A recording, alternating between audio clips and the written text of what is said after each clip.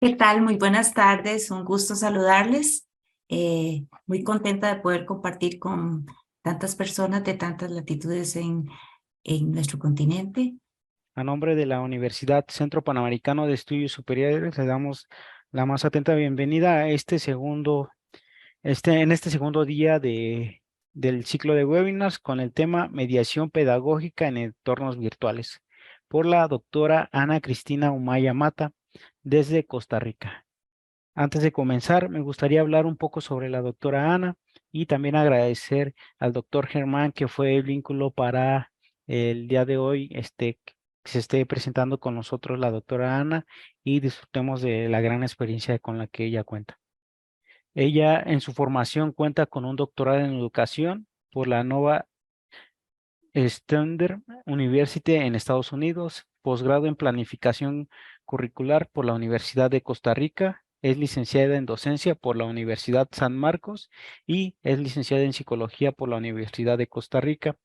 Desde marzo del 2018 se desempeña como coordinadora del doctorado en educación de la UNED. Fue coordinadora del programa de diseño curricular y evaluación de aprendizajes de la UNED del 2007 a febrero del 2018. También es profesora de la maestría en educación a distancia y aprendizaje en línea y de la maestría en tecnología educativa, ambos posgrados que se imparten en la Universidad Estatal a Distancia de Costa Rica. Cuenta con una experiencia de más de 18 años en el campo de la docencia, en educación y en psicología, ámbitos en los cuales también se ha desarrollado parte de sus investigaciones y publicaciones.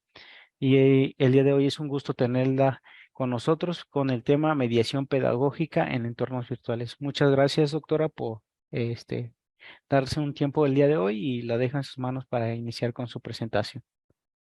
Muchísimas gracias, doctor Eduardo. Nuevamente mi saludo para todas las personas que nos acompañan en esta tarde desde mi país, Costa Rica, y en representación de mi Universidad Estatal a Distancia. Es un gusto este intercambio y en realidad espero que podamos tener un espacio de intercambio que podamos aprender en conjunto. Yo siempre parto de una consigna que siempre estamos para aprender. Entonces, creo que lo importante es poder estos espacios, disfrutarlos en conjunto. Voy a subirle porque me dijeron que se oía un poquito bajo el audio, no sé si ahora se oye mejor. Voy a proceder a compartir mi presentación. Muchísimas gracias, Juan José. Bueno, hoy vamos a trabajar el tema o discutir o hablar un poco sobre los retos de la mediación pedagógica en entornos virtuales. Sí quiero hacer una aclaración que muchos elementos de la mediación pedagógica son propios en cualquier entorno y una particularidad es importante considerarlos independientemente si estemos trabajando desde la presencialidad, desde la educación a distancia y desde la virtualidad. Quisiera hacer una salvedad.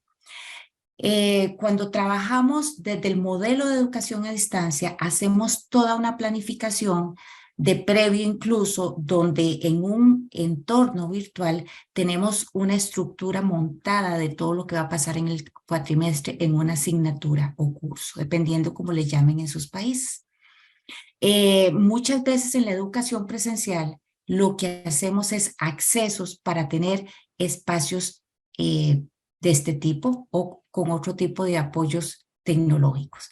Entonces, la educación a distancia se caracteriza por la no temporalidad y necesariamente no vamos a coincidir, por lo tanto, en espacio y tiempo. Y antes de usar la tecnología, pues muchas veces el espacio cara a cara no era posible. Ahora con la tecnología es posible. Dentro de la educación a distancia está la educación virtual o el uso de la virtualidad. Pero vamos a hacer la diferencia de que en muchas universidades tenemos entornos virtuales, pero no nos manejamos en educación a distancia. En educación a distancia, la secuencia de espacios como este que tenemos hoy, que es sincrónico, no es una obligatoriedad semana a semana según cómo se ofrece una asignatura. Por eso es que precisamente la planificación es de previo. Y quiero partir desde ese punto porque en pandemia vivimos una situación muy importante todos, que fue el traslado de emergencia de todo lo que era la oferta educativa de todos los niveles, preescolar, primera y segundo ciclo, como le llamamos aquí en Costa Rica, o infancia, secundaria, educación superior, a lo que fue el uso de plataformas. Entonces, esos fueron traslados de emergencia por la pandemia de la COVID-19. Sin embargo, si queremos trabajar en entornos virtuales, vamos a tener que empezar a hacer algunos ajustes y algunos cambios en las consideraciones de elementos sustantivos. Entonces, vamos a hablar hoy un poquito, para entender la mediación pedagógica, de enseñanza tradicional y de la enseñanza y del concepto dentro de lo que vamos a pensar como mediación pedagógica. Si sus universidades son presenciales y tienen componentes virtuales, creo que aplica exactamente igual que una universidad que está totalmente en línea. También vamos a hablar de la diferencia del concepto de aprendizaje. Y vamos a tener un concepto que puede ser muy conocido por ustedes, que tiene que ver con aprendizaje significativo. Las teorías de Ausubel, de Assmann, la misma propuesta piagetiana, vygotsquiana, orientaron mucho todo el concepto de aprendizaje significativo y por ende lo que vamos a ver hoy de mediación, y vamos a hablar de mediación en entornos, las fases de la mediación pedagógica, y para mí sustantivo, porque aquí hay un rol fundamental que es el rol de la persona docente.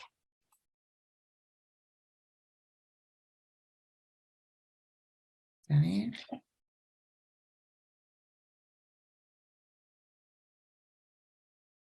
Estoy teniendo un problema con el pase de la presentación. Vamos a ver.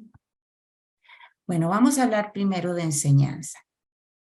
Tradicionalmente, dentro del modelo academicista, la enseñanza ha sido vista desde la figura de la persona docente, con un rol protagónico.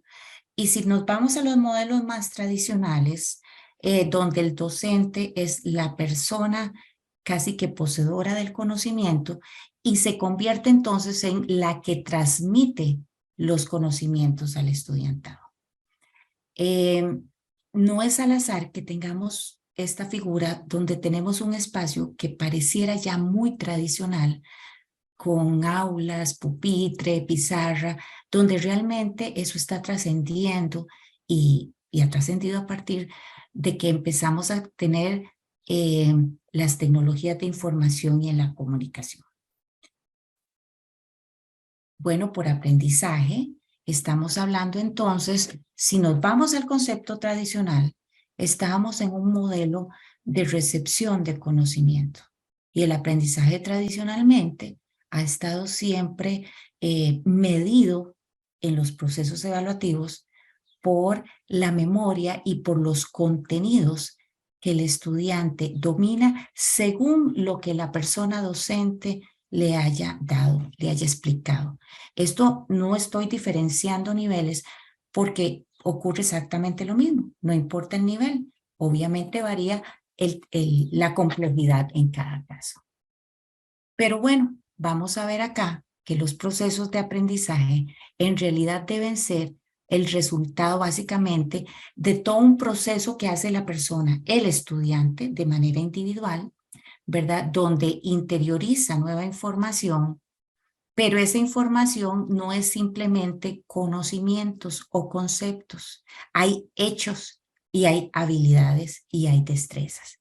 Entonces tenemos que salirnos del esquema de que aprender es el que puede en la prueba tradicional como el examen contestar los conceptos, ¿verdad? Tener las definiciones a mano. El aprendizaje son habilidades, el aprendizaje son destrezas. Es un proceso que podría tener en un primer nivel, porque no es que se quita, aspectos muy mecánicos. Dependiendo del nivel en que estemos, necesitamos saber hacer algunas cosas de forma mecánica, pero también tiene implicaciones reflexivas en su momento, para que ese proceso realmente sea permeado por el estudiante como tal. Y por ello, para mí es fundamental que empecemos a visualizar que la forma de aprender siempre está vinculada con el entorno sociocultural en el cual nuestros estudiantes se desenvuelven. Ojo con este concepto, porque en educación virtual podemos tener estudiantes de muy diversos contextos y habría que ver cómo encontramos lenguajes comunes para que esas experiencias sean afines a todas las personas que participan. Vamos a hablar entonces de aprendizaje significativo. Más que de aquel nivel de enseñanza y aprendizaje, vamos a hablar de que la meta siempre desde la mediación pedagógica está ligada hacia generar aprendizaje significativo. Y tiene que ver que cuando una persona tiene un conocimiento de previo, errado o no, ¿verdad? Y se enfrenta a otro tipo de conocimientos mediados por lo que ocurre en su contexto sociocultural, le empieza a dar un tipo de significación a esos conocimientos. Yo sé que en muchas áreas tenemos la necesidad de tener algún tipo de fórmulas, ecuaciones, conceptos fundamentales que no puede perder de vista un estudiante y debe saberlos.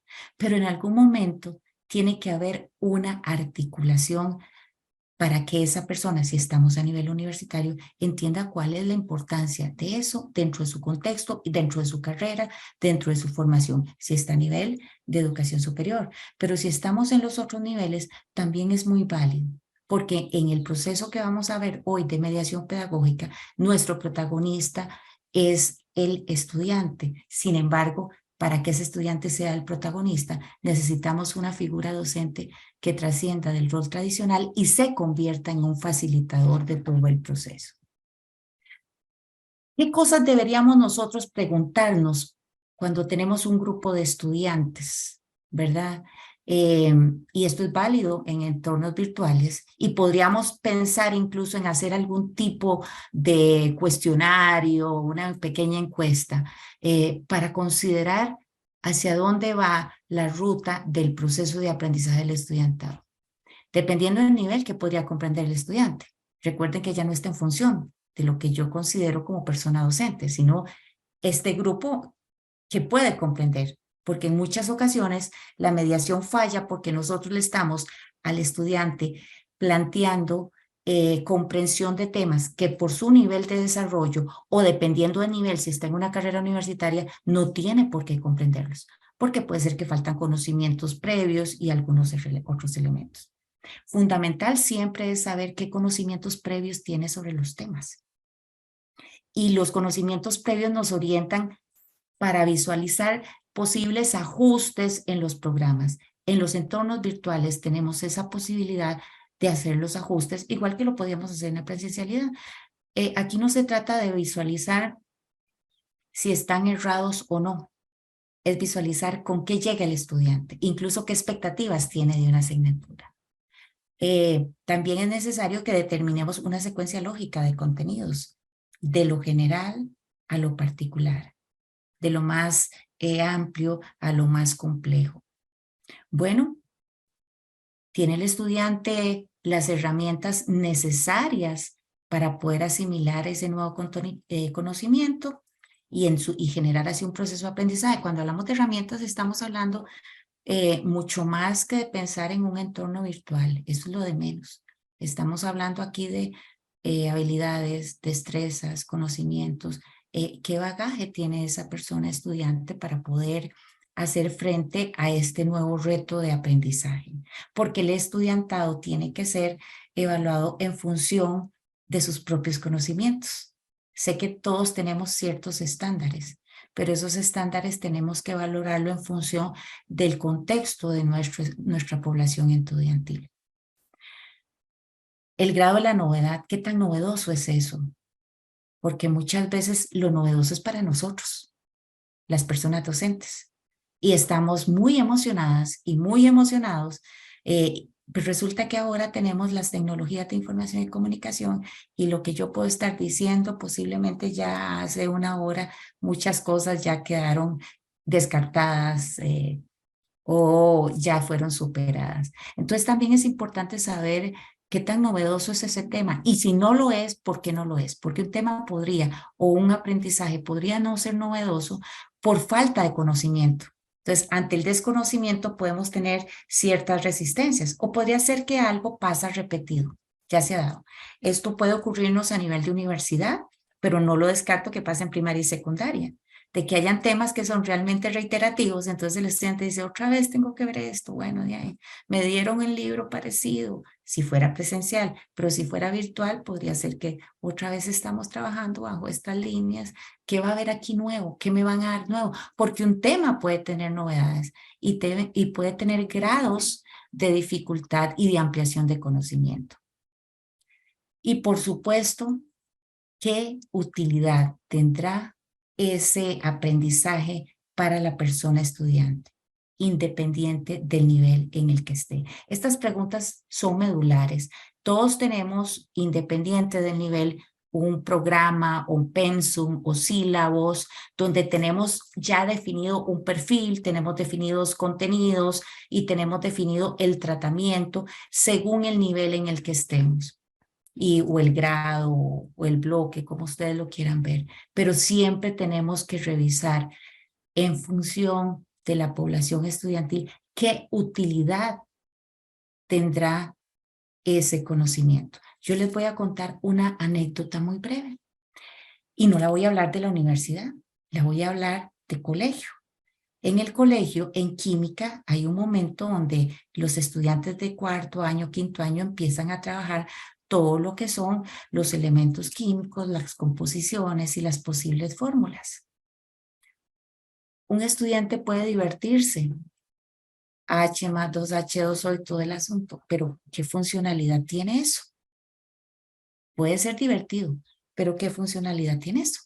Entonces una docente pensó en ese tema y empezó a trabajar con los estudiantes según su contexto, según sus necesidades, y empezó a trabajar y se dio cuenta que pues en ese momento los chicos y las chicas tienen sus vanidades y se encontró que podía enfocarles, trabajar mucho todo esto a partir de que analizaran los tipos de champú que ellos utilizaban. Entonces los chicos empezaron a ver las composiciones que tiene el champú y visualizar qué tanto tenía más de un componente, qué tanto tenía de otro, que si les dañaba o no el cabello. Y la clase tenía una lógica. Tal vez no pudieron abarcar muchas cosas, pero lo que sí quedó claro es que era importante saber eso porque eso podía repercutir en mi salud. Y lo podríamos pensar en muchos ejemplos. Esa es la creatividad de una persona docente que enganchó al grupo. Entonces los chicos llevaban diferentes composiciones. Tengo esto, mire este, el mío tiene esto, el mío no tiene esto. ¿Cuál es mejor? ¿Cuál es peor? ¿Cuál sirve para...? Y los enganchó dentro de su contexto, de su cultura.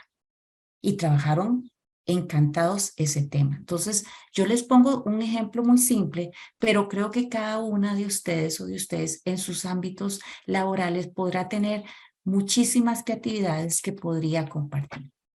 Vamos a ver algo muy importante. Dentro del enfoque tradicional, esto es lo que tenemos.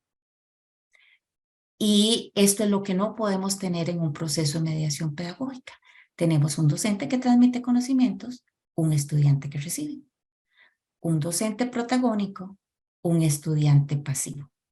El abandono del rol protagónico, tal y como se ha visto dentro del modelo academicista, es la renuncia más importante que debe hacer el docente. Eso no significa que el docente se pierde, eso no significa que ya no es importante. Va a tener un papel mucho más importante, que es el ser un facilitador, porque tiene que ser un mediador entre el conocimiento, el medio social y el estudiante. Es mucho más simple que yo como docente me presente a los estudiantes, les dé los contenidos y luego evalúe si ellos manejan lo que yo dije. No es tan simple que para que ellos puedan hacer propios esos conocimientos, yo tenga que generar actividades diferentes que relacionen y vinculen esos conocimientos con el contexto de los estudiantes. Ahí entra el nivel medular de la mediación pedagógica. Es muy simple dar un libro, dar una lectura o colocarla en el entorno y después hacerle 3 preguntas al estudiante, el concepto tal que se indicaba en la página 8, según el autor tal, cómo se define tal cosa. Pero ese mismo material mediado pedagógicamente tendría que llevar a la persona docente a una reformulación de qué puede hacer con ese material ligado a las particularidades del estudiantado. Y les voy a dar una línea. Es fundamental conocer la población. Cuando trabajamos mucho en entornos virtuales, tendemos a masificar las asignaturas. Si en el aula podemos tener 40, 50, pues uno ya no en el entorno podemos tener más, ¿verdad? Pero resulta que la persona docente tiene que poder conocer al estudiantado, porque este ejercicio es fundamental. Vamos a ver, si nosotros vamos a trabajar ahora como personas docentes desde el proceso de la mediación pedagógica, facilitando ese enlace para que el estudiante pueda generar aprendizaje significativo ligado a su contexto y con toda propiedad, tenemos que considerar estos elementos. Indispensable, se trabaja desde una teoría constructivista del aprendizaje. El estudiante siempre va a estar en un proceso de construcción. No todos lo hacen igual. Eso es algo importante, hay que respetar las diferencias. Tenemos ciertos rangos, pero algunos estudiantes irán más encima que otros. Los errores o los desaciertos es lo mejor. Aquí es lo más maravilloso que puede pasar, porque el estudiante puede decir, ay, es que yo siempre había creído tal cosa. Ahora me doy cuenta que estaba equivocado por esto. Claro, esto sirve para esto. Ese es el mejor logro. Eso es lo mejor que tener un estudiante que denote todo, porque están aprendiendo, están construyendo a partir de sus propias historias. Claro, yo ya me doy cuenta por qué en mi casa tal y tal cosa. O ahora entiendo por qué es que un ingeniero tiene que saber eso. De verdad, yo nunca me imaginé cuál era la importancia de la gabacha para él. Todos esos elementos empiezan a tener sentido, pero los tiene que tener la propia persona. Porque si yo se los doy, simplemente vuelvo a caer en el rol tradicional.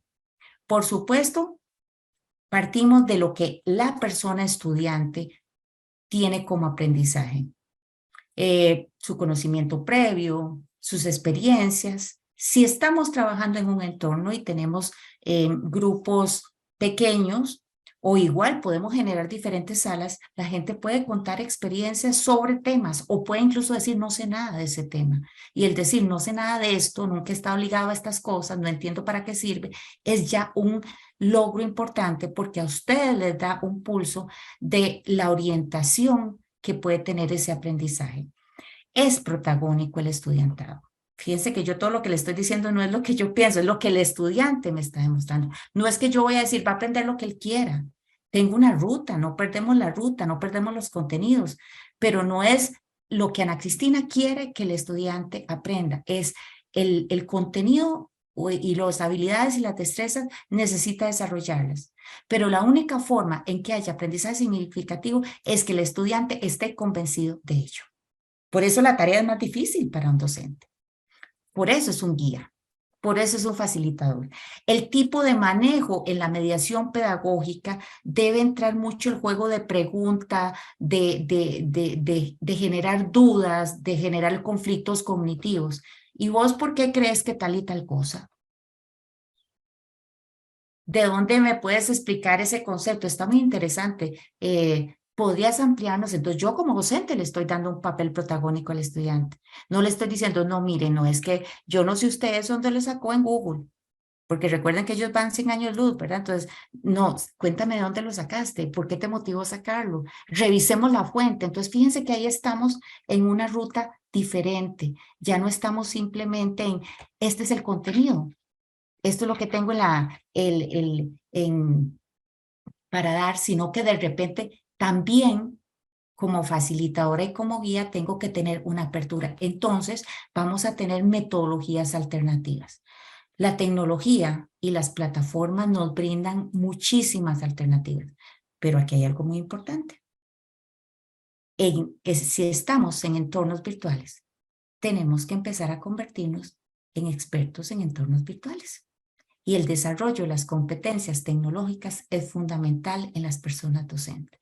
Yo no creo que yo le tenga que decir a una persona, mire, es que si usted usa el foro le va a servir para estudiar. Sí, yo le puedo decir, el foro en una plataforma LMS, que son las Learning Management System, que son las de aprendizaje, le sirve para discusión. El tal cosa le sirve. Yo le puedo decir para qué sirven, pero la manera en que la persona docente las utiliza está directamente relacionada con la visualización que tiene del objeto de estudio de su materia. Entonces nosotros tenemos que empezar a experimentar. También vamos a tener ensayo y error. Y por supuesto, aquí vamos a tener un cambio sustancial en lo que es la evaluación, porque ya no estamos hablando de una evaluación de medición, sino una evaluación que favorezca el aprendizaje. Entonces, la evaluación formativa tiene un valor sustantivo.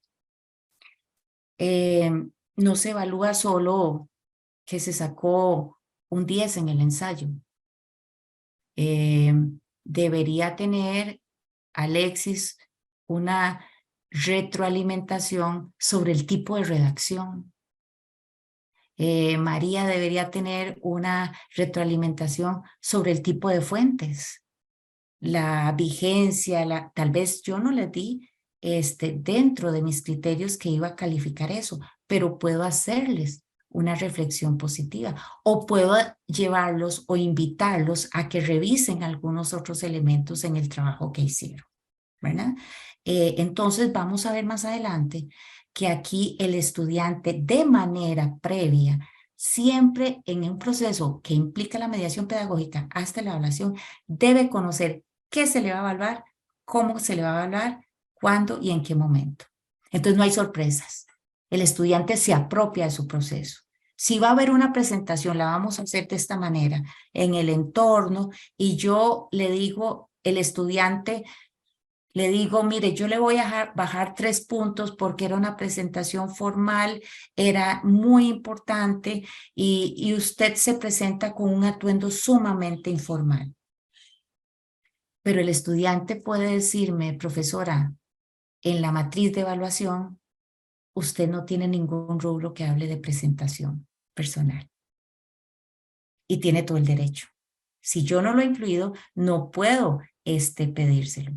Pero si yo de previo lo incluí, puedo hacerlo. Pero si quiero hacer una evaluación formativa, yo le podría decir a esa persona estudiante aparte o a todos en grupo, siempre recuerden que ante una presentación ustedes tienen que tener cierto tipo de vestimenta y les puedo dar las características. Entonces, fíjense que el docente tiene un rol donde trasciende y donde rompe la frontera disciplinar y donde empezamos a visualizar otros elementos que en los entornos son muy importantes y uno es el componente emocional. Este tipo de cercanías, de conversaciones las puedo tener mediante un foro, mediante un correo específico al estudiante, en un chat que generamos, pero el estudiante no puede ser que se sienta lejano porque estamos por una computadora, viéndonos por la pantalla de una computadora. Y siempre tiene que saber que yo puedo estar. Realmente una mediación pedagógica con entornos del estudiante tiene que saber, no es que estoy 24/7, pero el estudiante debe saber en qué momentos yo voy a estar revisando el correo, en qué momentos voy a estar con esa persona, cuándo vamos a tener algunas actividades. Y vamos a tomar en cuenta y vamos a ver ya lo de la teoría de constructivista. Siempre hay procesos de construcción de conocimiento y están en avanzada y como yo les decía, son individuales. Tenemos algunos estándares, hay estudiantes que lo superan, otros estudiantes tal vez llegan un poquito menos, puede ser que pasen en lo que se necesita, pero siempre hay un proceso de construcción cognitiva que depende de muchos factores que son externos a nosotros. Y muchas de las grandes imposiciones es que queremos que todos piensen igual, escriban igual, sepan lo mismo y salgan con los mismos conocimientos. Obviamente hay mínimos, pero no necesariamente todos van a llegar ahí. Y entonces ahí empieza otro tipo de reflexión de hasta dónde conocemos nuestra población, ¿verdad? Y qué apoyos, porque habrán personas que requieran más apoyos que otras. visualizo dentro de la mediación pedagógica en entornos virtuales que podemos tener hasta más espacios individuales con algunos estudiantes que cuando estamos en la clase. Porque yo podría decirle a algún estudiante, quiero que te conectes y que se conecte solo una persona y poder apoyarle en algunas cosas. Pero sí se requiere de esa intuición y esa sensibilidad que trasciende mi campo disciplinar. Ya lo vimos que el aprendizaje es individual, no me detengo ahí, ya hablamos de la importancia del conocimiento previo, nunca es negativo, nunca está errado, nunca está mal. Es un aprendizaje. Y lo que si detectamos que la ruta que tiene el estudiante no es la más certera, nuestra tarea va a ser buscar con actividades que esa ruta le permita a él llegar al punto donde él mismo pueda dar su propio criterio y entender, y entonces generamos procesos de aprendizaje metacognitivos. Yo creía que, ahora comprendo que, yo creí que esto se aprendía así, pero ahora me doy cuenta que esa es la mayor riqueza, porque fíjense que la educación tiene que dejar de ser transmisión de conocimientos y generar otras rutas. Educación para la incertidumbre, en un medio en que hay muchas cosas que varían. Educación para el gozo de la vida, porque hay muchas cosas que nosotros no disfrutamos en nuestra vida como personas, porque no tenemos incluso el proceso educativo de entender que la salud mental implica esto, que esto yo lo puedo disfrutar de esta manera. Nos enfrascamos en situaciones sumamente ansiosas, estructuradas, y perdemos de vista esa parte del gozo humano. Educación para la significancia. Siempre tenemos que aprender a que la persona busque situaciones que le sean significativas, ya después por su propia cuenta. Educación para expresarnos en el contexto profesional, en el contexto escolar en que se encuentre, pero estamos formando ciudadanos y la importante de que se expresen adecuadamente. Y el más importante, que yo creo que ahorita tenemos un serio problema, eh, me atrevo respetando todos las personas de otros países, pero tenemos serios problemas de agresividad. ¿Qué pasa con la educación para convivir? La educación para respetar, para saber mi frontera y la del otro. Esos elementos hay que tenerlos en consideración. Y fíjense que entonces, vean aquí que en la teoría constructivista, esos elementos entran fundamentales: el contexto, la socialización, cómo nos compenetramos en trabajos colaborativos, cómo colaboramos en un trabajo. Muchas veces el estudiantado dice, qué dicha, como esto es virtual, trabajo solo. Porque es que a mí no me gustan los grupos, porque es que siempre me toca a alguien que no quiere trabajar, pero ahora virtual yo le digo a la profesora que es que yo no puedo. Bueno, pero es que resulta que usted va a ser un futuro profesional o una futura profesional y usted tiene que trabajar con gente, no trabaja solo. Entonces usted tiene que hablar con gente. Y si tienen personas de diferentes países, a mí me encanta porque las diferencias culturales, las diferencias horarias, ponen al estudiantado en un verdadero aprieto para generar otro tipo de procesos de conocimiento. ¿Cómo me pongo de acuerdo con este compañero que está 8 horas de diferencia? ¿Y qué significa esta palabra para él? Porque yo no la entiendo. Pero es que también en la vida nos pasa eso. Yo no vivo en la burbuja de Costa Rica, yo vivo en San José, que es la capital, pero mi país es más amplio y estoy en Centroamérica y estoy en América Latina y pertenezco a un mundo donde de repente hoy para mí es una experiencia muy agradable ver que hay personas de diferentes partes de países y de lugares que no conozco, ¿verdad? Entonces, ese compartir, el tema intercultural también es parte del aprendizaje que tiene que tener toda persona, aunque no sea de matemática, aunque no sea de química, aunque no sea de medicina, aunque no sea de antropología, aunque no sea de lo que sea, es parte de la apertura. Y fíjense que eso en el convivir es fundamental. Tenemos procesos xenofóbicos, procesos realmente que podemos favorecer espacios más ricos de la convivencia humana. El estudiantado como protagonista, reconozcámosle que todos aprenden diferentes. Entonces ustedes van a tener que visualizar que de repente tienen estudiantes que son muy acertados en la escritura de, no sé, ensayos, monografías, investigaciones. Otros tienen una gran capacidad para el dibujo, para el diseño. Otros son expertos oradores, ¿verdad? Otros son mucho más críticos. Hay un montón de situaciones. Entonces deberíamos tener siempre en ese proceso de mediación actividades donde expongamos al estudiante a que pase por varias de ellas. Porque si solo es el ensayo, entonces unos van a ser más favorecidos que otros. Y en el entorno virtual tenemos muchas herramientas que nosotros podemos ver cómo jugamos con esas herramientas para que de alguna manera todos se vean expuestos. ¿Y cuál es la riqueza? Que yo, Ana Cristina, pueda determinar, mi fuerte no es la comunicación oral. Eso es un gran logro. Pero la pregunta que la persona docente le tiene que hacer a Ana Cristina es, ¿y cuáles son tus planes para mejorar eso? ¿Qué querés hacer? Eso es evaluación formativa.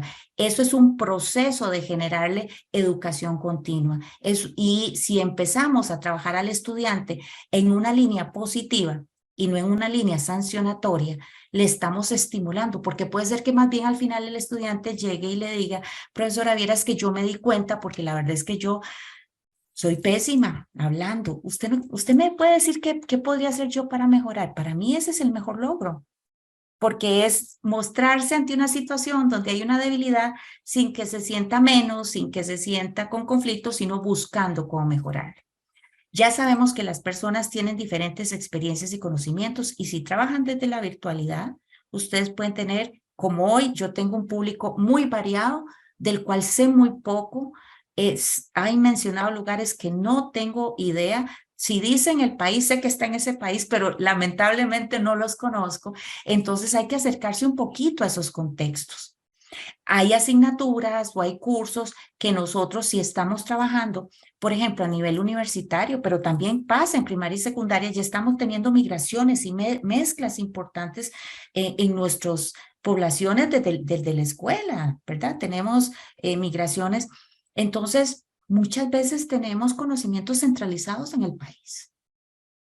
Entonces tenemos que revisar y qué podemos ajustar en un proceso, porque no podemos centralizar. Si estoy llevando derecho, por decir algo, entonces si estoy en Costa Rica, bueno, pero resulta que si estoy trabajando desde la virtualidad puedo tener estudiantes de cualquier parte del mundo. Entonces yo no debería trabajar el derecho de familia de Costa Rica. Debería trabajar cuál es el derecho de familia y visualizar, y más bien que el estudiantado empiece a indagar según criterios dados por la persona facilitadora, cómo se trabaja, cómo se ha ampliado ese tema en su contexto y lo pueda compartir. Así aprendemos todos. Los docentes somos los primeros.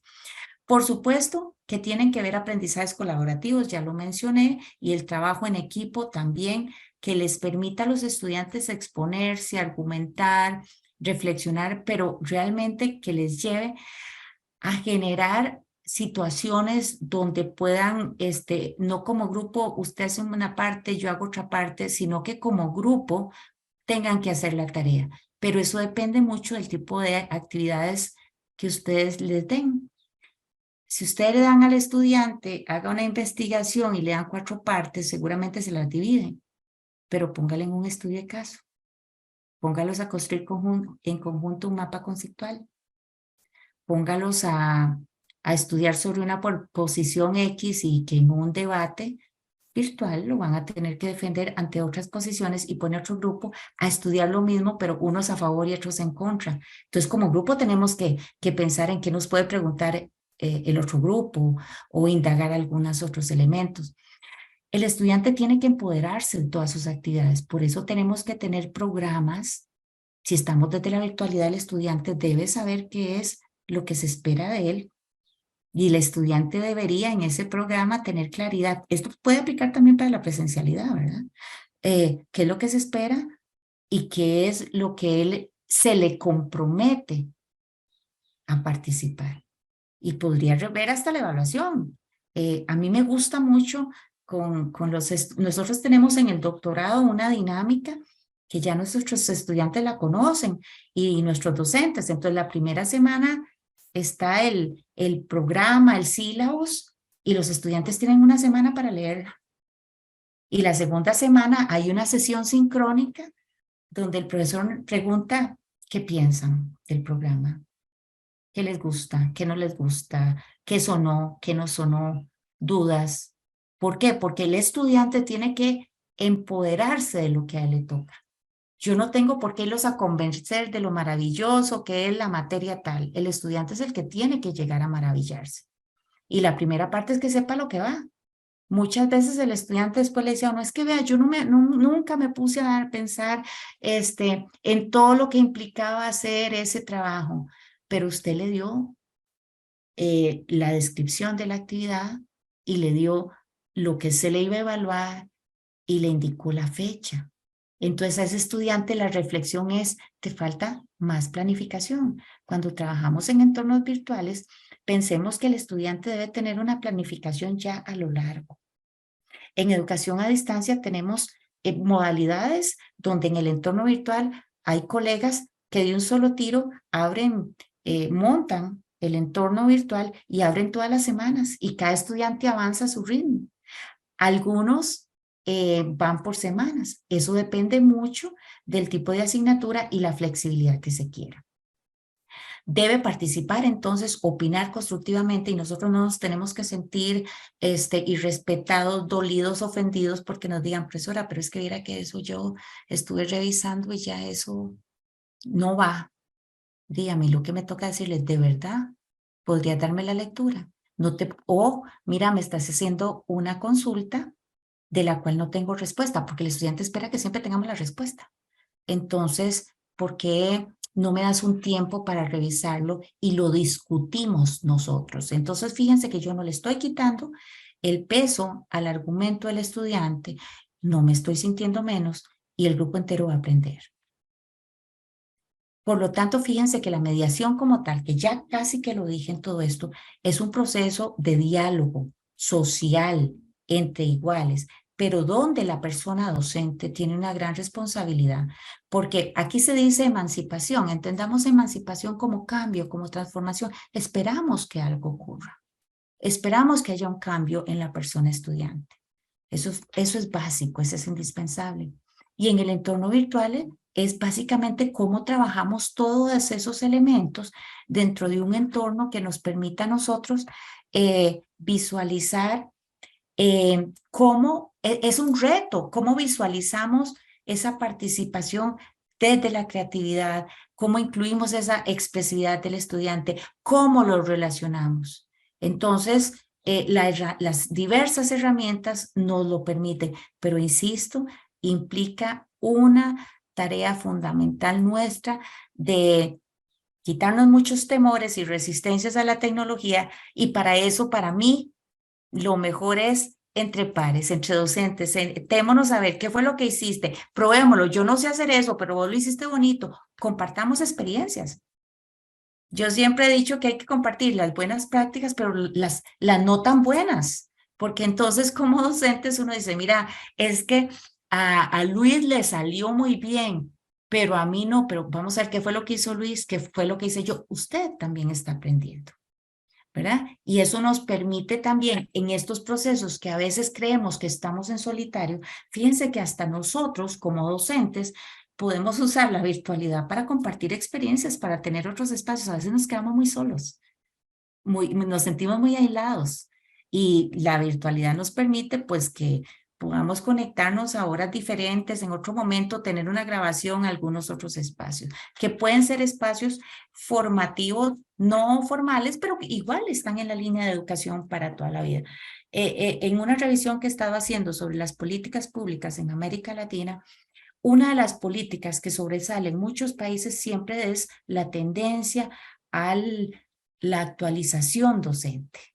O sea, es una preocupación y yo creo que todos la tenemos, pero no lo dejemos todo en manos de una política pública. También visualicemos qué podemos hacer nosotros en nuestros contextos. Básicamente, ¿cuáles son las bases de la mediación pedagógica? Y yo anoto en educación a distancia porque mi universidad es en educación a distancia y la virtualidad para nosotros es un componente más. Podríamos tener una educación a distancia tradicional, donde fuera simplemente contexto y no tuviéramos tecnología, pero entonces, ¿qué tendríamos? Tal vez una sesión presencial cada 15 días y cosas de ese tipo. Pero bueno, la universidad ya pasó por esa ruta. Después de 45 años ya estamos en otro nivel. La mediación pedagógica tiene tres fases fundamentales: el tratamiento de los temas o los contenidos, el tratamiento de la forma en que se abordan esos temas y el tratamiento del aprendizaje.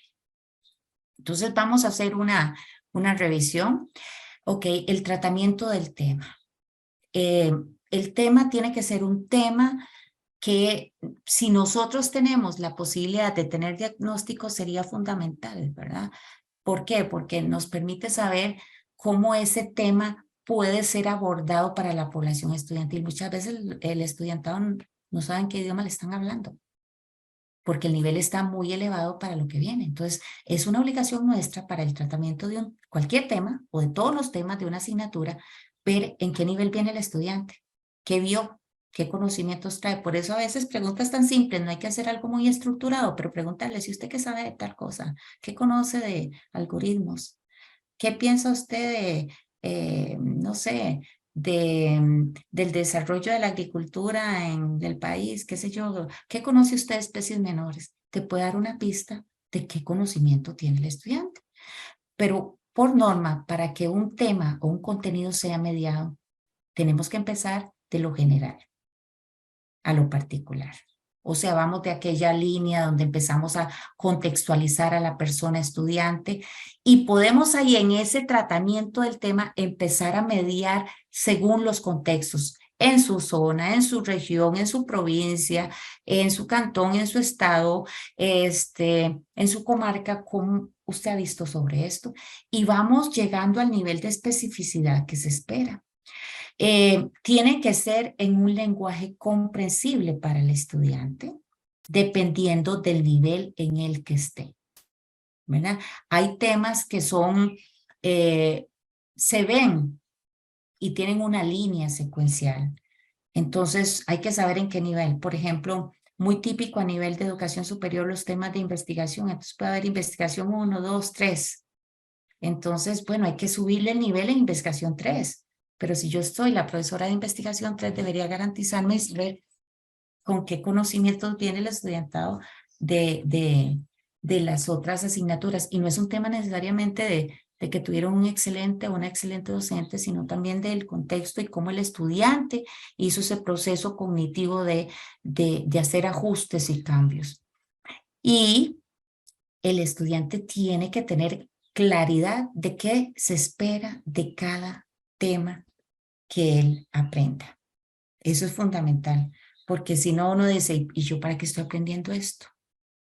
Y la verdad es que no sé, la profesora dio mucha información. Entonces, ahí yo creo que es muy importante. Nosotros tenemos que tener sustancialmente diversos recursos que le permitan al estudiante ver la profundidad de los temas, y podemos tener no solo una presentación en Zoom como esta que estoy haciendo yo, podríamos tener un video, un podcast. Esas son las posibilidades que nos da la virtualidad. Podríamos tener un PowerPoint animado y que se convierte en algo más interesante, y podríamos tener una sesión. Entonces eso me permite a mí, desde muy diversas vías, poder llevar al estudiante a conocer cuál es el interés o el impacto de lo que se espera de un tema específico. La forma. Bueno, es que la forma tiene que ver en cómo el otro era los temas en sí, pero aquí es cómo se lo presento, cómo lo motivo, cómo ambiento ese contenido según su contexto, según su mundo. ¿Qué tipo de material voy a usar? Esto es muy importante. Es más simple, si estamos a nivel de educación superior, poder nosotros enviarles a los estudiantes acá enlaces con artículos científicos ya elaborados o por una temática, o un video ya que podemos encontrar en una biblioteca especializada, que sería lo mejor. Pero realmente eso es lo que requiere mi población estudiantil. ¿verdad? Entonces hay que tener mucho, aquí entra mucho la estética. Y yo siempre digo que uno debe ser el mejor ejemplo. Cuando nos pasa que a veces a uno dice, mira qué lectura más interesante, y usted abre esa lectura aquí en su computador, y usted dice a la media hora, no puedo seguir leyendo porque la letra es muy pequeñita, ¿verdad? Entonces, eso es un elemento a considerar, porque tenemos el diseño universal para mucha gente, y yo les daría otros tips. Si usted va a trabajar en un entorno virtual y va a utilizar ciertos materiales, pues tal vez en su institución hagan un ejercicio, si no lo puede hacer usted, pero trate de descargar ese material en el celular, en una tableta, en una computadora de escritorio. ¿Por qué? Porque de repente tenemos mucha población estudiantil que lo que tiene son celulares. Y entonces de repente los ve uno en esto y así y allá y torcido y ampliando y todo. Entonces, bueno, tiene que ser accesible para las personas en los diferentes medios. Y también tenemos que considerar que si vamos a trabajar y tenemos personas que utilizan móviles o celulares, eh, si el material puede estar descargado sin que eso les implique costos, porque para muchas personas hay una realidad. En mi país, y sé que en muchos de sus países está nosotros le llamamos prepago al teléfono celular que yo le voy depositando dinero para que me esté funcionando, y el pospago que ya yo tengo un pago fijo. Mucha gente tiene prepago. Entonces, la persona está descargando un material y solo la descarga, se le fue el saldo, ¿verdad? Entonces, hay elementos que hay que tener precisamente una consideración porque a veces decimos nosotros, no es que varios estudiantes no leyeron nada. Bueno, es que no sabemos ese contexto y esos elementos son valiosísimos. O ver qué tanto se puede el estudiante acercar, si es solo texto y eso no es atractivo, si tenemos las posibilidades de incorporar pequeños videos y no lo hacemos, si podemos hacer otras cosas en desarrollo tecnológico y trabajarlas en la plataforma, eso hace más atractivo el aprendizaje. Por eso entonces es importante podemos tener lo que se llama redundancia. La redundancia es que ciertos temas fundamentales nosotros los podemos tener presentados de diferentes maneras. Puede estar en un texto escrito. Recuerden que tenemos gente con diferentes estilos de aprendizaje. Entonces puede ser un texto escrito, no muy grande. Puede haber un PowerPoint animado ahí. Ahí está otra forma. Podemos tener un video y podríamos hacer alguna presentación. Entonces yo tengo varias formas y podemos hacer una actividad grupal. Entonces, en todas esas actividades yo estoy trabajando el mismo tema, pero resulta que para los estudiantes, para muchos no puede ser el mismo tema. A algunos les funcionó mejor la lectura, a otros les funcionó mejor el PowerPoint porque lo pueden estar repitiendo, viéndolo varias veces. A otros les gusta más el trabajo en grupo. Entonces, la redundancia es importante porque nos permite a nosotros en algunos momentos tomar en cuenta las diferencias del estudiantado sin que nosotros tengamos que hacer un diagnóstico para decir tal persona va por este estilo, de tal persona es otro estilo de aprendizaje. Eso es básico y fundamental. Ahora, yo sí les quiero decir una cosa. Hay muchas, y lo dije hace un rato, según un trabajo que hace algunos años hice con una compañera mía, el número ideal es 15 en un entorno virtual. Eso pasa muy poco, ¿verdad? Pero si ampliamos un poco el número, podrían ser 25, 30. Pero muchas veces la realidad no es esa. Entonces, tenemos que visualizar que no vamos a poder hacer ese nivel de diagnóstico que queremos, pero sí garantizarnos por lo menos algunos medios o recursos.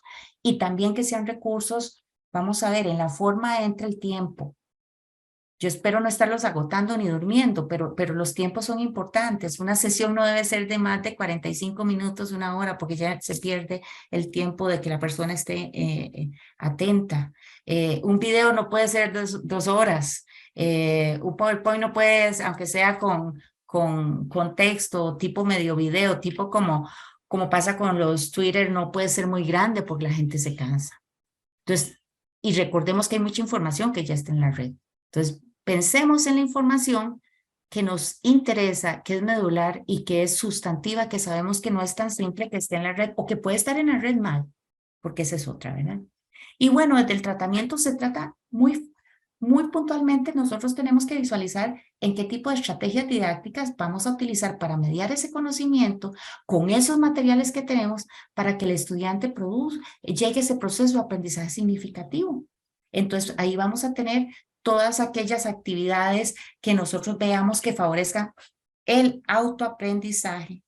O sea, que el estudiante debe ver cómo va aprendiendo, que se empiece, busquemos que aprendan a ser planificadores, que aprendan a ver cómo aprenden, que se regulen su aprendizaje. Tenemos que hacer entonces una muy buena selección de los recursos para ese proceso, para esas estrategias, porque si de repente yo quiero que los estudiantes me trabajen una línea del tiempo sobre un tema, pero resulta que les doy lecturas grandísimas y les doy 8 lecturas, de repente, mientras los estudiantes leen, yo no me di el tiempo y entonces en una semana me tienen que mandar eso, pero además, ojo, algo muy importante, nunca han hecho una línea del tiempo. Entonces voy al nivel 2. Si usted quiere que su estudiante le haga un mapa conceptual, por favor, explíquele qué es para usted un mapa conceptual, detalle los pasos de un mapa conceptual, dele un enlace de cómo se hace un mapa conceptual. Si usted me pueden decir, bueno, un ensayo, es que todos sabemos lo que es un ensayo, pero si en este momento yo les pregunto qué es un ensayo, podríamos tener, o las partes de un ensayo, podríamos tener discrepancia. Y eso no está mal. El estudiante tiene que aprender que hay formas diferentes de ver las cosas y que las personas docentes, según la asignatura, pueden verlas diferentes. Pero él necesita saber, para Ana Cristina Umaña, qué es un ensayo.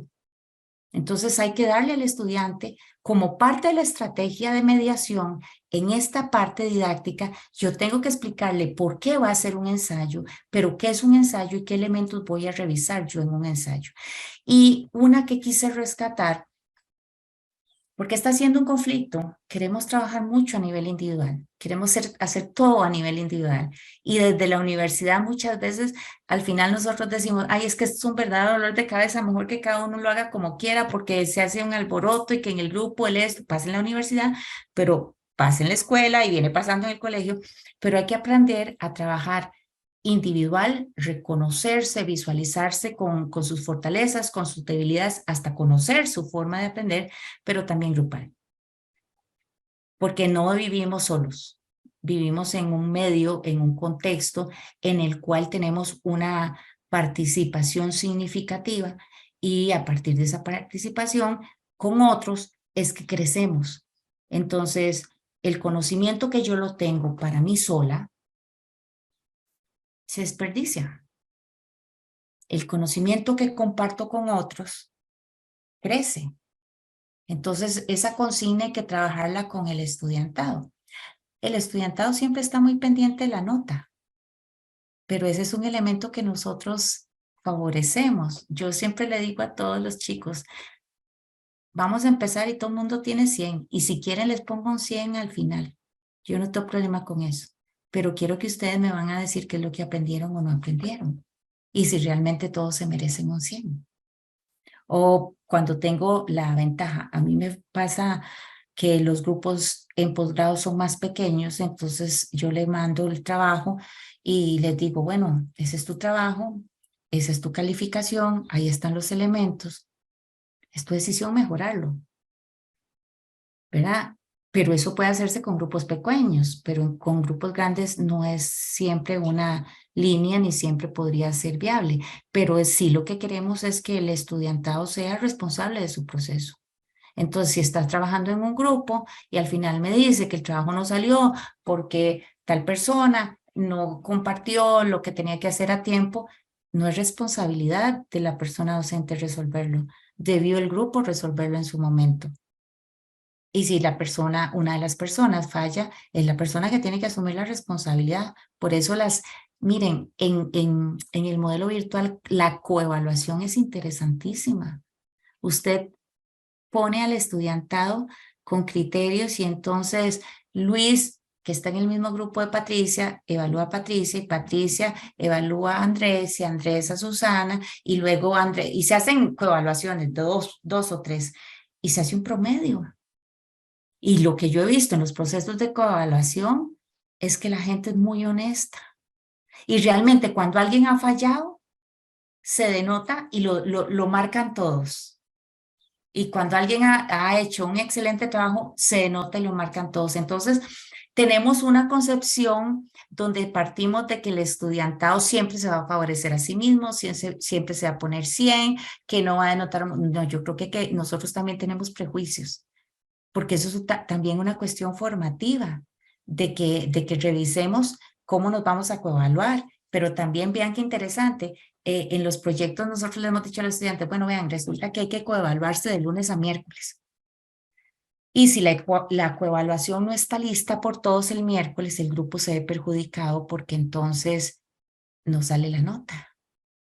Entonces hay una presión, porque no es solo mi nota, es que estoy perjudicando a 8, 10, 20, 30 personas y asumimos un reto y una responsabilidad, ¿verdad? Y también exponemos a una persona y también una persona tiene derecho a decirles, miren, sí, fallé por esto y esto, que es totalmente válido.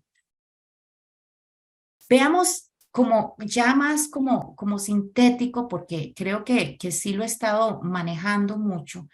Entonces, en este proceso de mediación, ¿qué es el rol del docente? Fundamental, ¿verdad?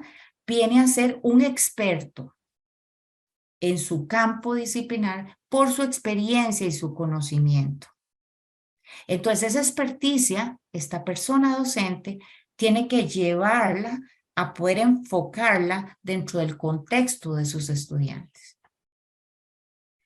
Podría ser, a mí me encantaría que pudiéramos en algún momento llegar a modelos interdisciplinarios, que trabajemos docentes de diferentes áreas, ¿verdad? Y eso desde la escuela, en la escuela se intenta, en la escuela primaria, secundaria tanto, pero en primaria sí se logra, por lo menos aquí en mi país un poco, pero eso debería ser en todos los niveles, ¿verdad?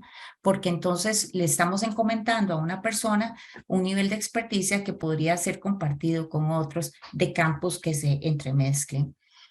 Y cuando se trabaja, por ejemplo, con resultados de aprendizaje o con modelos tendientes a las competencias, eso es muy valioso. Necesitamos que esa persona docente conozca las expectativas del estudiante, al menos la conozca. Si yo no puedo preguntarle a cada uno porque son 300, pues hagámonos un pequeño cuestionarito que en Excel nos dé los datos y entonces nosotros veamos a ver qué es lo que la gente está esperando de ese curso, de esa asignatura. Reconocer los conocimientos previos, un listado, ¿qué sabe usted de esto? ¿Qué, no, qué conoce? Alguna cosa así, sin que el estudiantado se sienta habría que buscar las actividades apropiadas para que el estudiantado no se sienta preocupado por decir lo que piensa. Eh, por supuesto, hay que generar actividades donde el estudiante se vea construyendo, haciendo cosas. Salgámonos del examen tradicional, la prueba corta, pensemos en el estudio de casos, pensemos en la construcción usando los recursos tecnológicos de presentaciones más alternativas, collage, postcard, que puedan hacer wikis, o que ellos busquen otras vías que no sea la típica de la evaluación que mide memoria, ¿verdad? Por supuesto, estamos orientados al aprendizaje, no al objetivo. Cuando nos orientamos al objetivo, el objetivo siempre es planteado por el docente. Entonces, al estudiante hay que decirle, lo que esperamos es que cuando usted termine pueda hacer esto. Porque cuando lo hacemos por el objetivo, es que cuando termine, yo espero que usted sepa de esto, ¿verdad? Y por supuesto, siempre hay que estar pendiente que como facilitador o facilitadora, que el estudiante esté activo. Entonces tenemos siempre que generar participaciones donde haya reflexión, donde haya crítica, donde haya cuestionamiento, donde el estudiante se sienta libre de poder participar, que muchas veces no se siente así. Entonces se ve limitado por la figura docente. Antes de llegar aquí a las referencias, quisiera plantear algunas especificaciones sobre los elementos en la mediación pedagógica que yo considero fundamentales en entornos virtuales.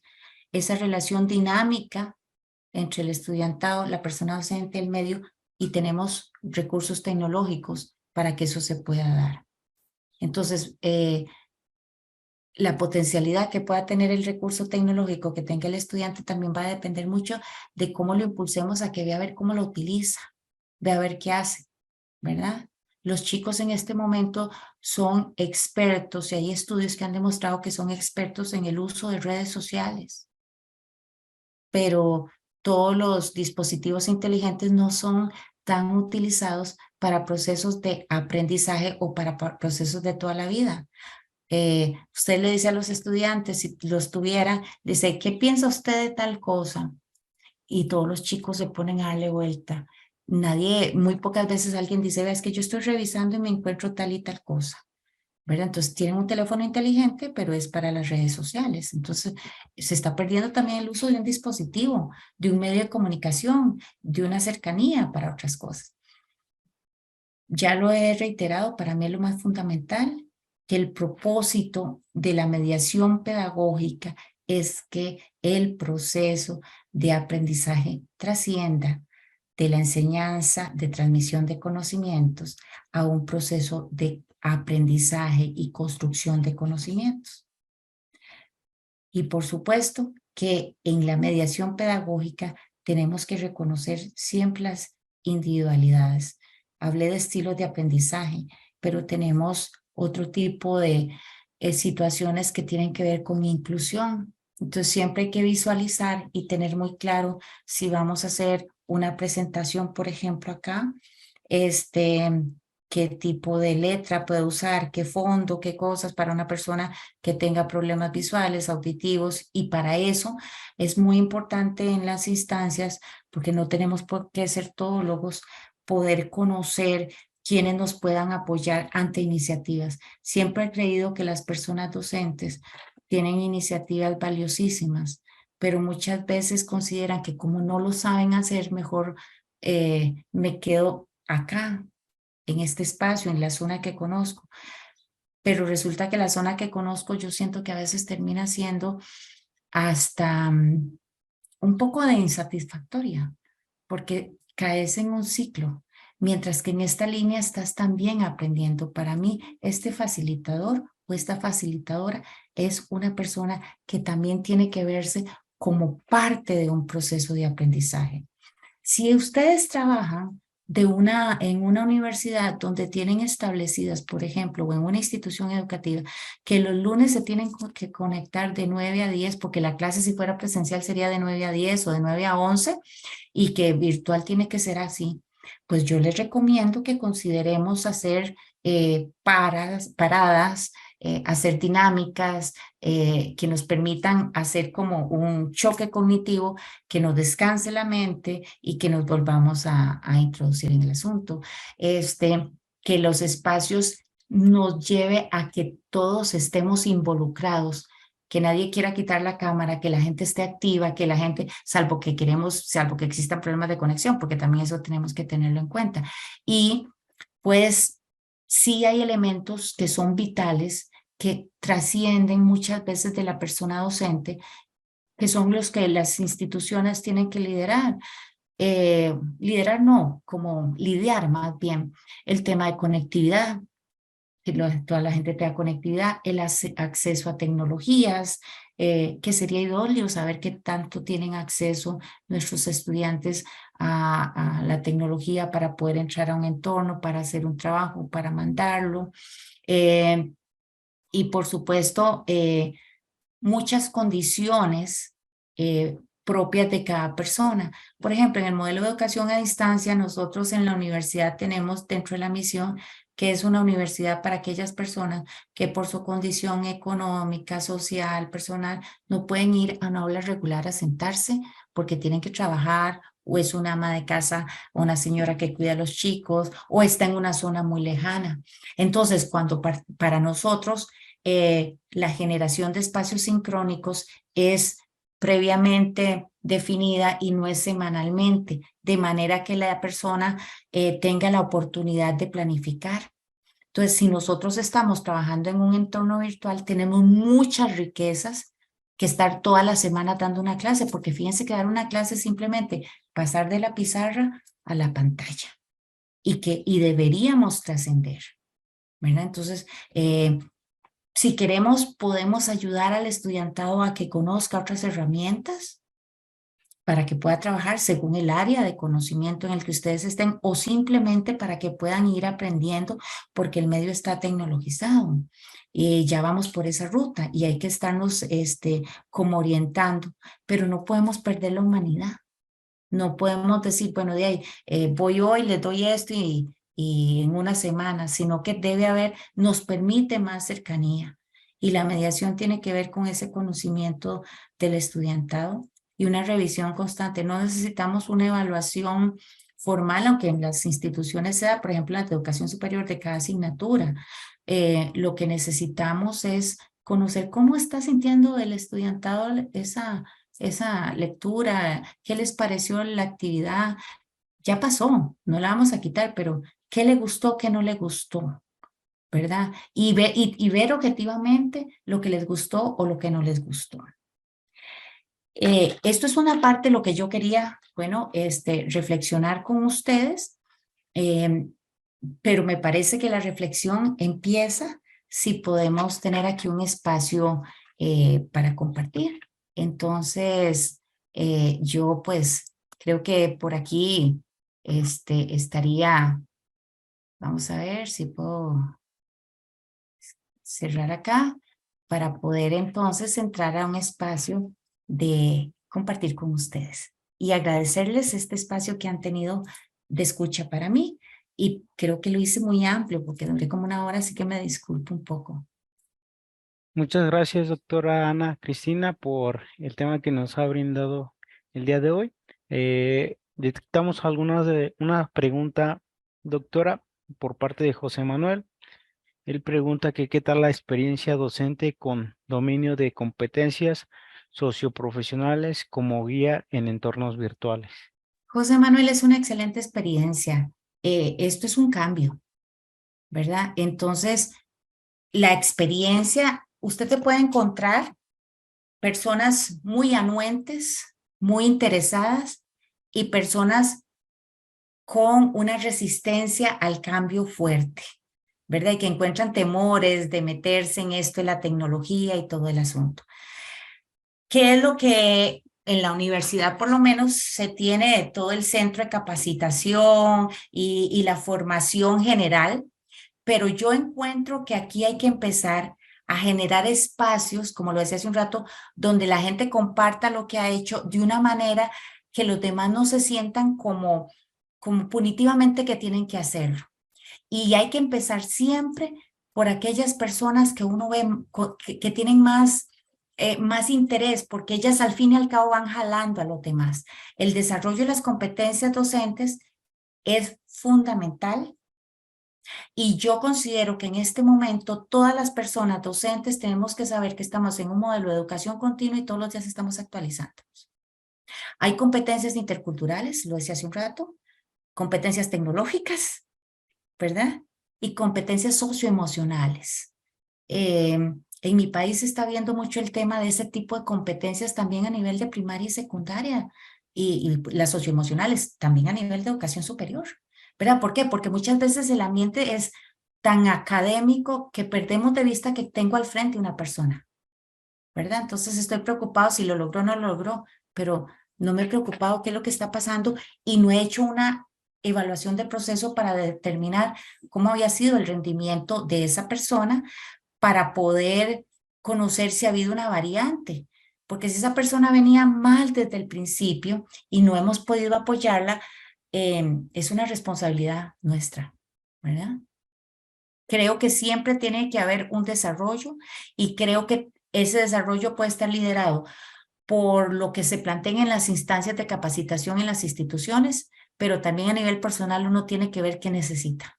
irlo buscando. Ahorita hay muchísimos recursos, no me tengo que meter en un programa formal de grado, hay muchos cursos, hay muchos videos, hay muchas cosas y hay mucho tutorial que usted en 10 minutos aprende a hacer algo, ¿verdad? Por ejemplo, hay unos juegos, ahora que está la gamificación, que hay que saberla usar para que eso no se convierta solo en un juego, pero a veces hay unos juegos que uno dice, ¿yo cómo podría hacerlo?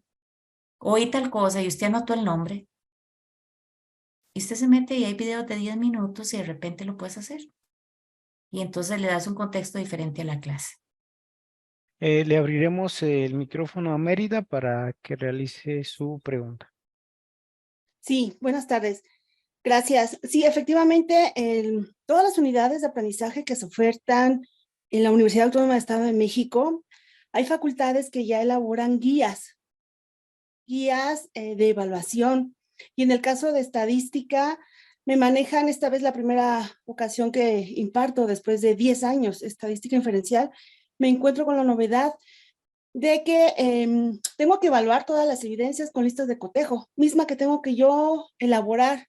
Y de acuerdo a mi experiencia que tengo como evaluadora certificada, que en su momento participé, entonces tengo esta habilidad de realizarlas.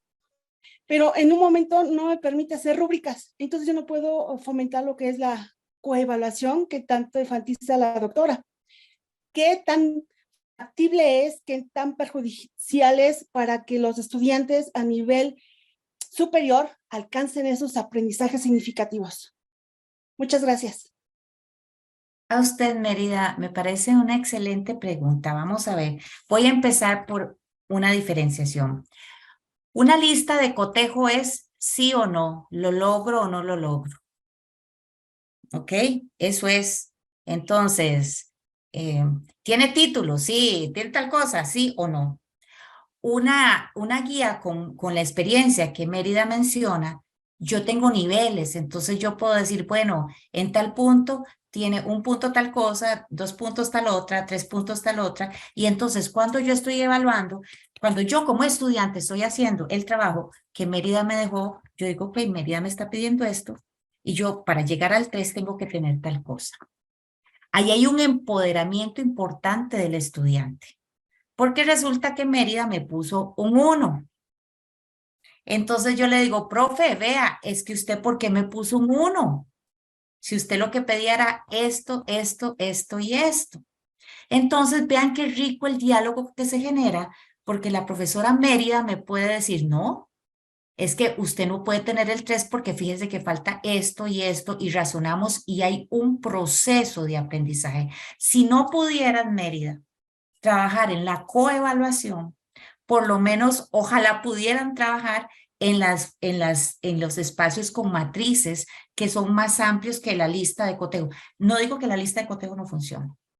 Para algunas cosas funciona muy bien, ¿verdad? Pero sí habría la posibilidad de ampliarlo mediante otros espacios o espacios formativos. Mérida es otra cosa que sí me ocurre.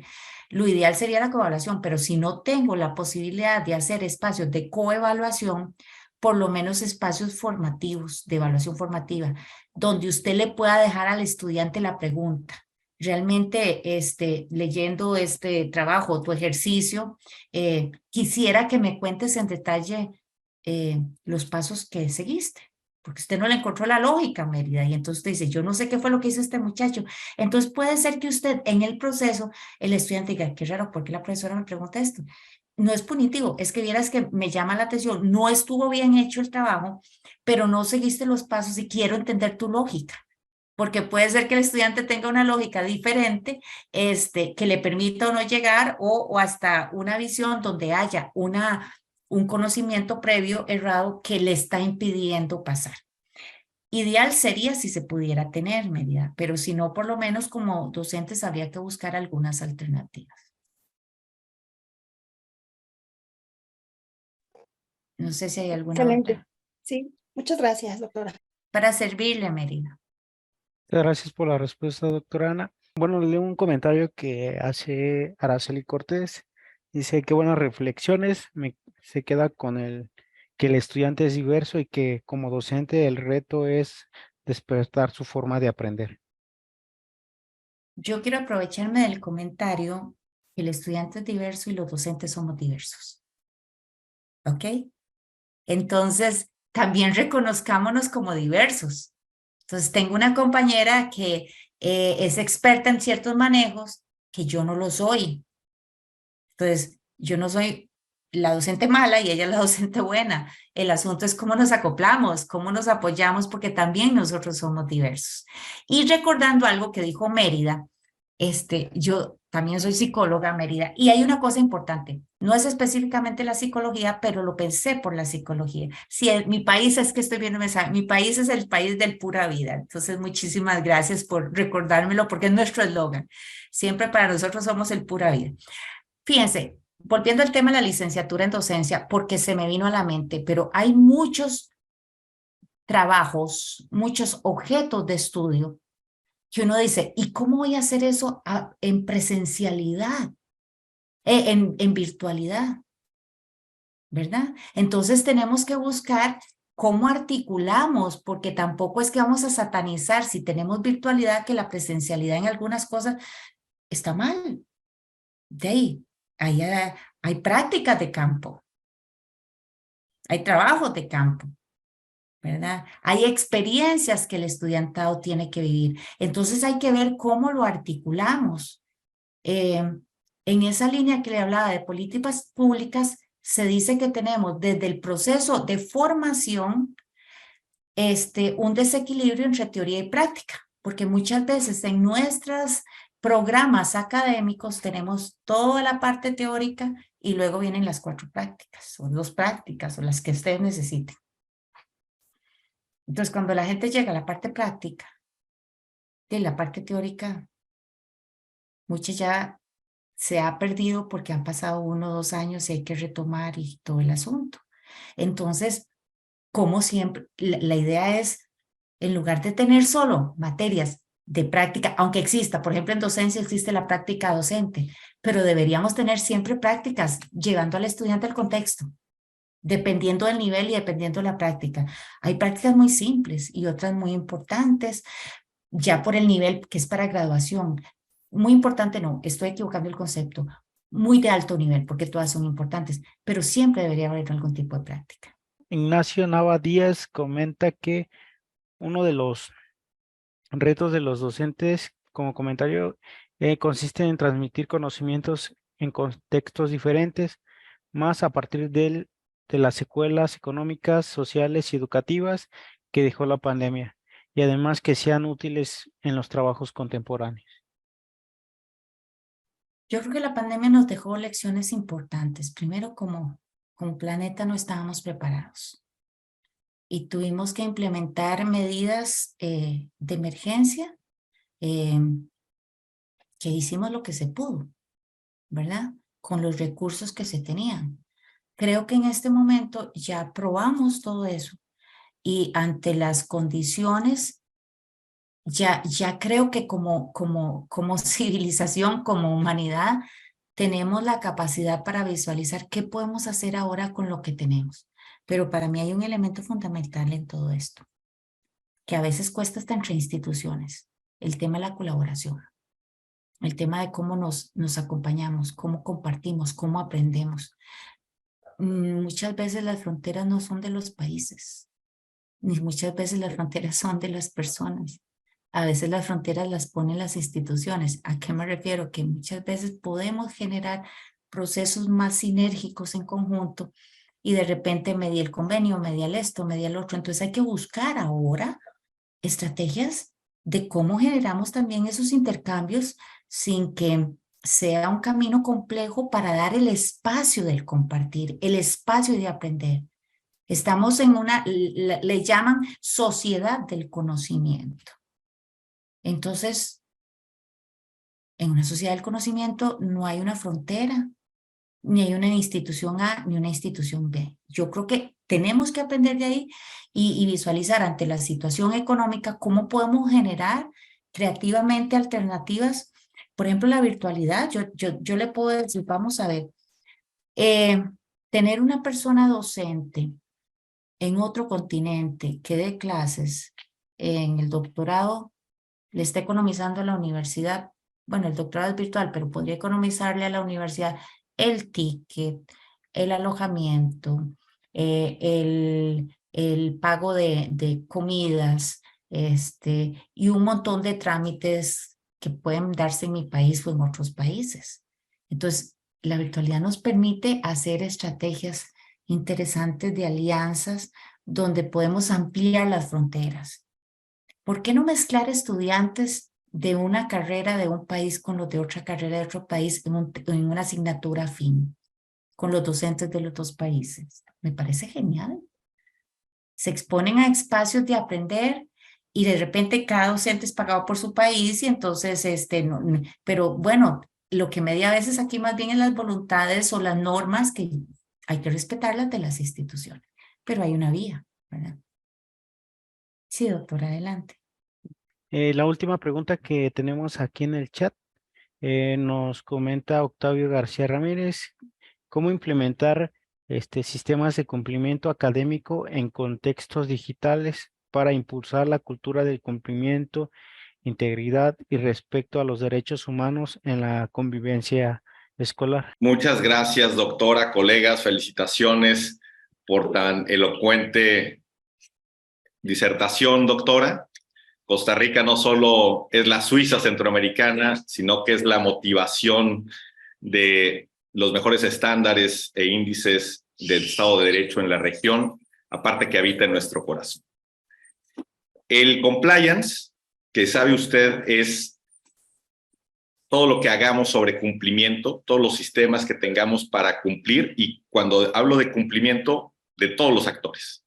La gobernanza educativa sabemos que requiere no solo que los alumnos cumplamos, que los docentes cumplamos, que los directivos cumplamos, que los contribuyentes cumplamos, que las autoridades en todos los sentidos, fiscales, escolares, ministeriales, y me parece que usted hace un aporte sustantivo que va en línea con la siguiente cumbre ALCUE de América Latina, el Caribe y Unión Europea, efectuarse en julio en Bruselas, con relación a la armonización de la currícula, ¿no? Entonces, vaya, la pregunta tiene que ver cómo, desde su experiencia, podemos mejorar nuestros índices de cumplimiento.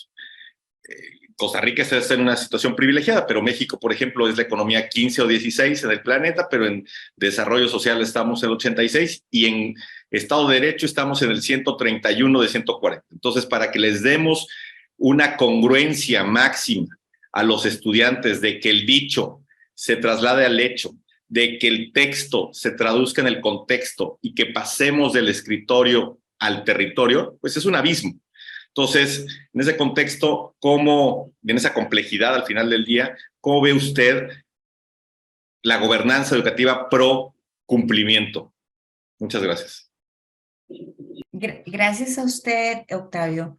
Yo creo que nosotros tenemos desiderativos en nuestras instituciones o a nivel de ministerios en el país, o nosotros tenemos aquí, por ejemplo, las instituciones de educación superior, las públicas están en CONARE, las privadas están en otra. Entonces hay como ciertos estándares generales de lo que se espera.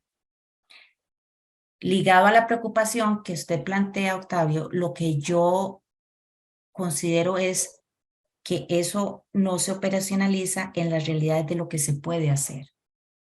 Entonces, realmente las evaluaciones que se hacen son, en muchos casos, porque tengo que ser muy respetuosa, no conozco a fondo su país, salvo que lo he visitado y me gusta mucho. Muchas veces las evaluaciones son injustas porque no tenemos los criterios considerados según las condiciones que se tiene para el desarrollo de esos estándares.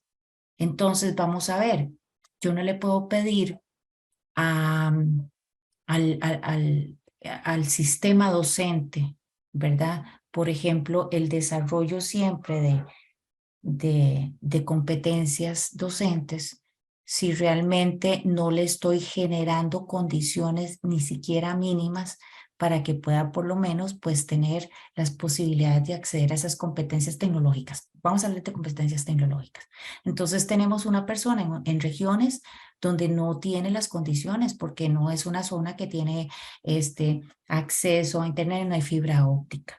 Yo creo que es muy válido que a nivel país nosotros tengamos las rutas, las políticas a las que vamos.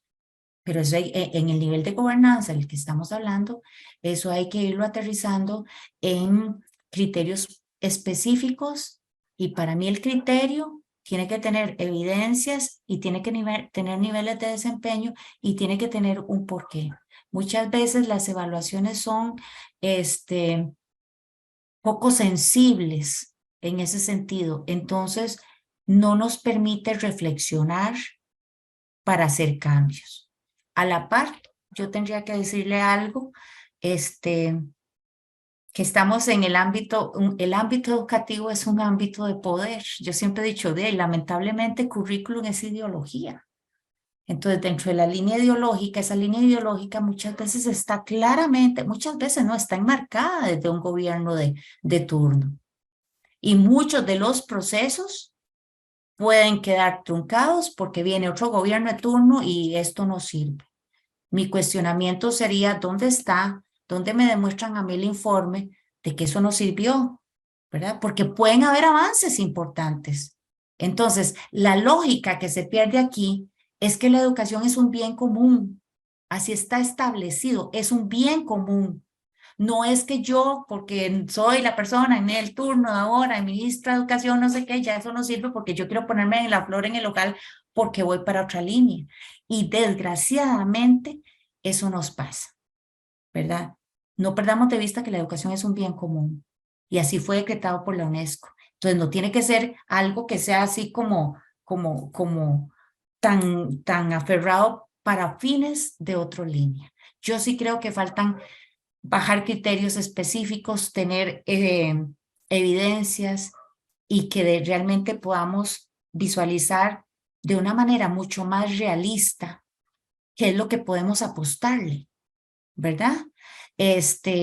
¿Por qué? Porque si realmente nosotros queremos en este momento desarrollar un modelo X de educación, digamos que aquí en Costa Rica quisiéramos hacer una transformación del modelo educativo, pero el primero hay que ser realista.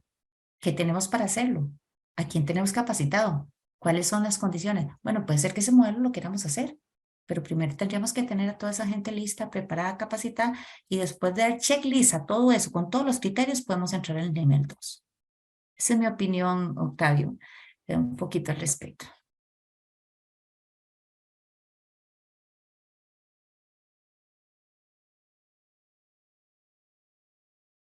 Muchas gracias por su respuesta, doctora. Bueno, la última pregunta que nos hacen en la audiencia es por parte de José Manuel.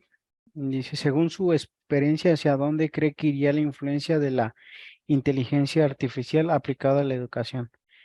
Bueno, él comenta porque eso implica que las universidades formen en inteligencia artificial. Bueno, ese es un ámbito que está mucho ahorita, como los chats, los GTC, todo eso está en boga.